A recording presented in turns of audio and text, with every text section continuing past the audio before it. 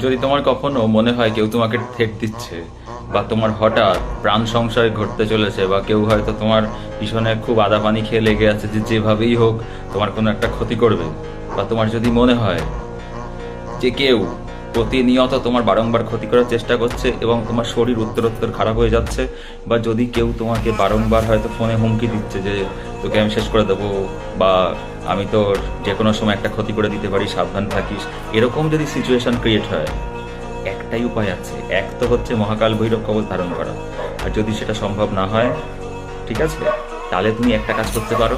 সেটা হচ্ছে তুমি চেষ্টা করবে উজ্জয়িনী চলে যেতে। উজ্জয়িনীতে মহাকাল মন্দির আছে, ওইখানে গিয়ে যেই ভস্য আরতি হয় সেই ভস্য আরতিতে পার্টিসিপেট করবে।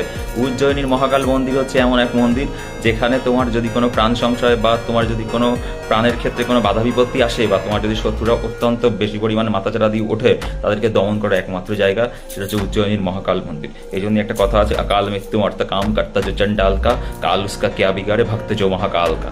ঠিক আছে, তাই উজ্জয়িনীর মহাকাল মন্দির সব থেকে শ্রেষ্ঠ একটি শিব মন্দির, যেখানে তুমি গেলে তুমি যে কোনো ধরনের ভয়, মানসিক ভয়, শারীরিক ভয়, প্রাণ সংশয়ের ভয়, যে কোনো ভয় হোক না কেন, সে ভয় থেকে তুমি মুক্তি পেয়ে যাবে। নমঃ পার্বতী পাতায়, হর হর মহাদেব।